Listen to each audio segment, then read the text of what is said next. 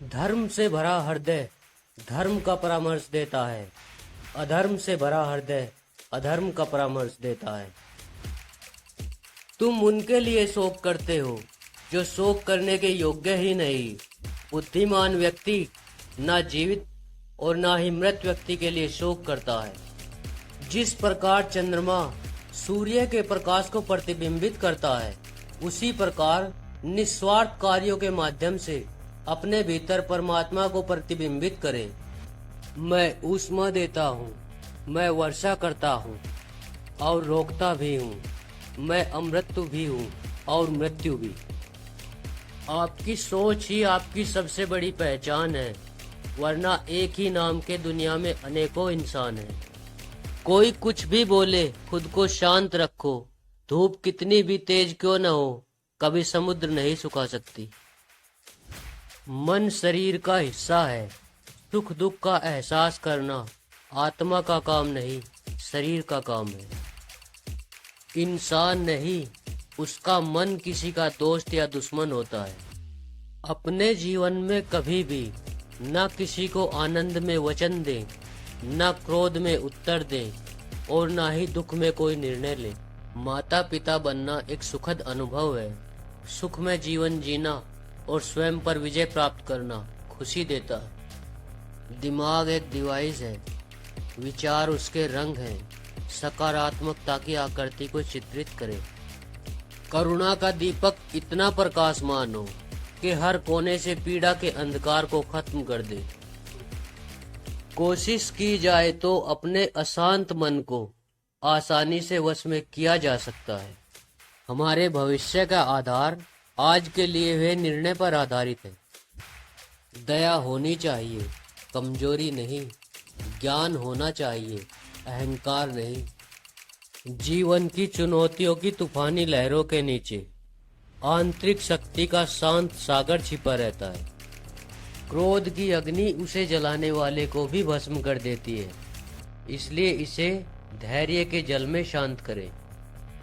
वे लोग जो इस ज्ञान में विश्वास नहीं करते, मुझे प्राप्त किए बिना जन्म और मृत्यु के चक्र में उलझे रहते हैं।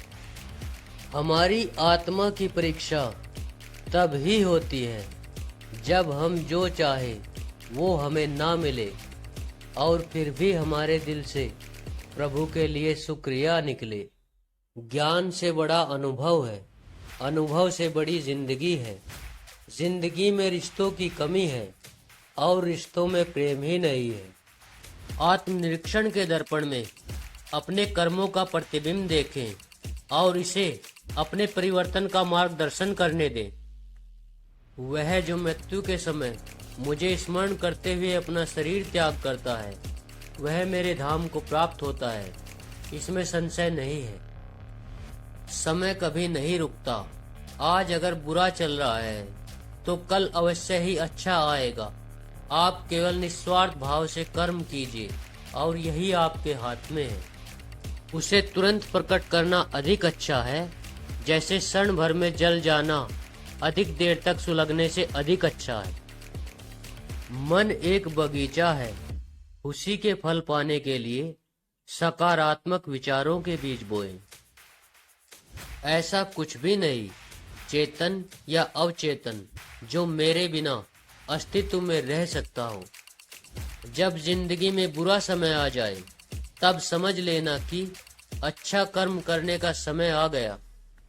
इंसान चाहे खुद को कितना भी व्यस्त कर ले, किंतु जिससे वो प्रेम करता है उसकी यादों से कभी नहीं बच सकता। समय की नदी निरंतर बहती रहती है। अपने कर्मों को वे कंकड़ बनने दे जो उद्देश्य की लहरें पैदा करते हैं। क्रोध से मोह उत्पन्न होता है, मोह से स्मृति भ्रमित हो जाती है। स्मृति भ्रमित होने पर बुद्धि का नाश होता है और जब बुद्धि का नाश हो जाता है तो मनुष्य का सर्वनाश हो जाता है। जीवन में कभी मौका मिले तो किसी के लिए सारथी बनना, स्वार्थी नहीं।